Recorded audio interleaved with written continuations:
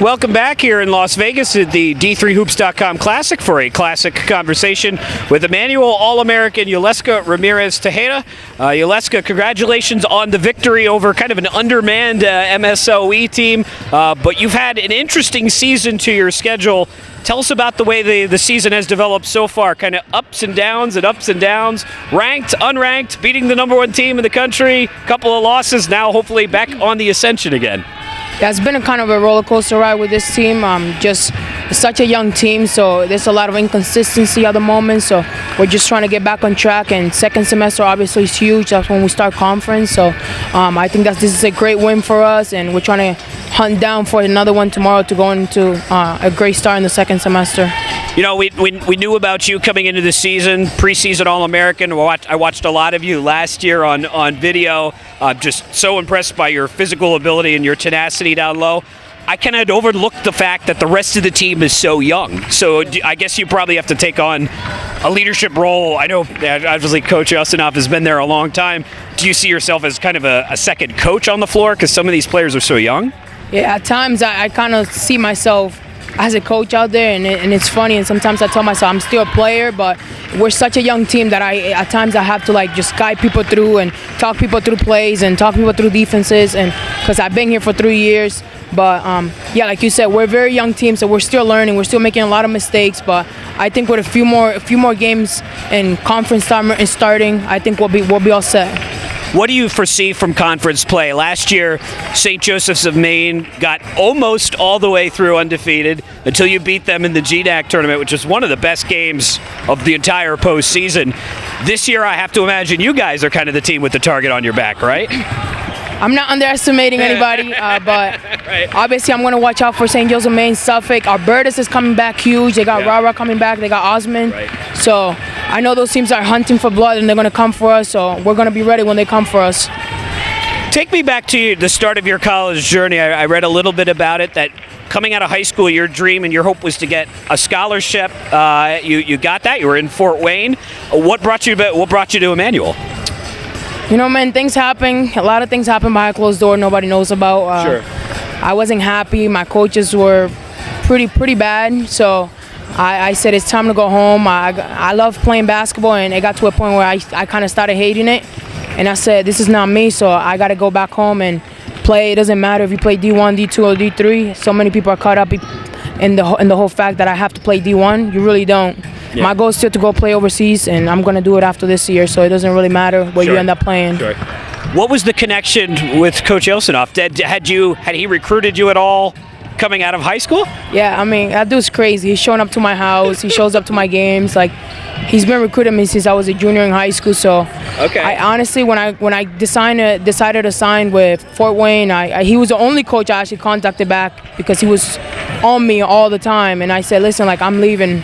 Like, I'm not coming here. So I wanted him to leave me alone. And his response was, you'll be back. And I said, this dude's crazy. Like, there's no shot I'll be back. And little did you know, I was back. I mean, after the first year, I gave him a call and I said, hey, I got my form, my release. Yeah. What's the deal? And he said, yeah, we can get you here. So we see him on the sideline, and we see someone who's very demonstrative. I know he's got the throat issue this year, so he's a little quieter than usual. We saw him dance at the end of the victory over Amherst. We see him as someone who's, kind of funny to watch. And what is he like day to day as a coach? He's the winningest coach in Division III basketball history, so he's an excellent coach. Yeah. What is he like?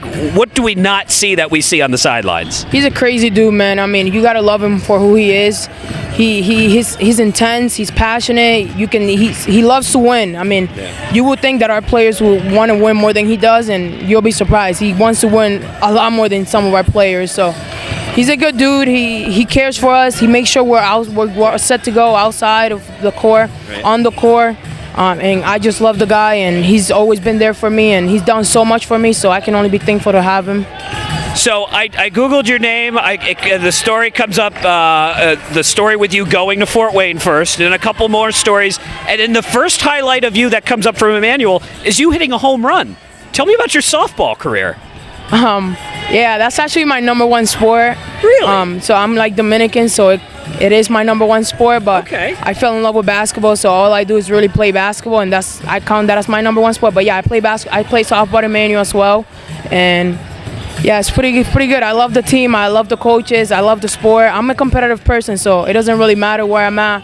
I'm just gonna keep working hard and play hard to win every single time I'm on the court or the field. Yeah. So this is going to be a dumb question, but I'll ask it anyway. Tell me about playing softball growing up, because I mean, Dominican baseball players, that's a well-known story. Is there a softball culture in the Dominican Republic too? There's more like a baseball culture, but when the older guys start to grow up and they can't make it to the MLB anymore, they start playing softball. So it's pretty much a baseball softball culture where you hit with everything. You find anything to play with. It doesn't really matter if it's a baseball or softball. If you can throw whatever ball and you're still hit it, like you always find a way. I started as a shortstop in high school, and I came in and I play in the outfield right now. Okay. Yeah. So the thing about baseball or softball and basketball is you have a significant amount of overlap in the season. They do. Their spring training is during the NCAA tournament, and you'll hopefully be in it. Yeah. How does that work? How do you take any time off between seasons? So I usually feel conflicted about it, just because obviously I want to win the GNOC and I want to go and play in the NCAA, but I also don't want to miss any softball games. So what I did last year was I flew as soon as I was done with basketball. Literally the next day I was in Florida, and I don't take any days off. I just go right into it. You're allowed to ask for a week off, so make your body go back to it. But I say there's no point of that. Okay. I just go right into it. Right. I know I can contribute and help my team win, so why am I going to sit down? So what comes next for you after basketball and then softball? You had talked about playing overseas. Yeah. Talk to me a little bit about what that process looks like. I don't know much about it right now, but my coach, he's been here for so long, 43 years, so I'm kind of just talking to him about it right now. I don't really know much about the process. We just made a highlight tape, made like a resume for my all my career highlights and stuff, so I guess I just have to get an agent and start contacting schools and see where to go from there. Yeah. So last question for you. We always ask this one traditionally. You're here to play basketball. You're here to win 2 games. You're halfway there. What else will you do in Las Vegas besides play basketball? I mean, Vegas is crazy. There's so much here to do. We've shopped so far. We go to dinner every night. We're trying to go on some roller coaster rides. Okay.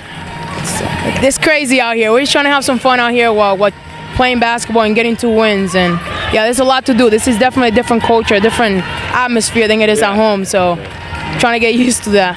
One of the most exciting Division III women's basketball player, and a heck of a softball player too. She's Yuleska Ramirez-Tejeda from the D3Hoops.com Classic in Las Vegas. My name is Gordon Mann.